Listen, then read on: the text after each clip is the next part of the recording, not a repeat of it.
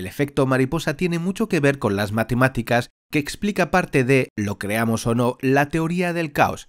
Y lo que básicamente dice es que las pequeñas acciones pueden producir grandes efectos.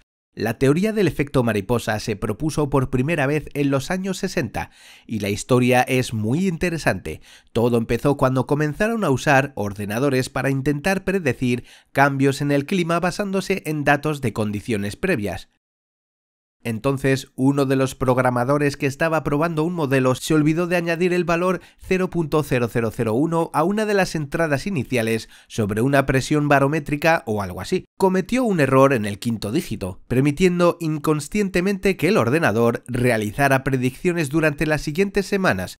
Cuando se dio cuenta del error, volvió y escribió la cifra correcta y repitió el cálculo. Se sorprendió mucho al ver la diferencia que causó el quinto decimal. La diferencia era tan grande que dijo, esto no puede ser posible, debe haber algún error.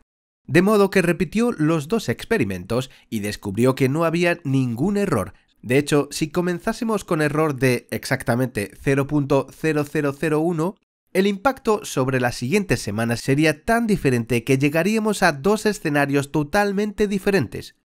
Y así, este suceso tan particular se le dio el nombre de efecto mariposa.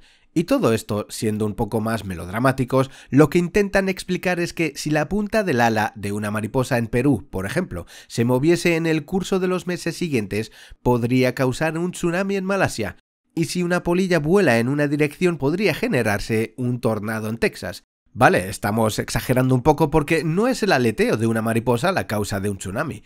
Pero si a esto le añadimos muchísimos otros factores, si la mariposa hubiese girado a la izquierda en vez de la derecha, con total probabilidad, el tsunami no hubiera tenido lugar.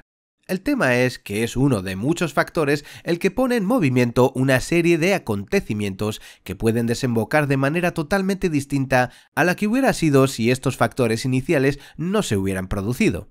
¿Y por qué estoy comenzando una lección islámica con la teoría del caos de matemáticas? Bien, porque nosotros los musulmanes no tenemos mayor problema en afirmar este concepto mientras reconozcamos que eso podría ocurrir con el permiso de Allah. La noción del efecto mariposa, su concepto, es algo que, de hecho, nos da esperanza dentro de este mundo tan caótico.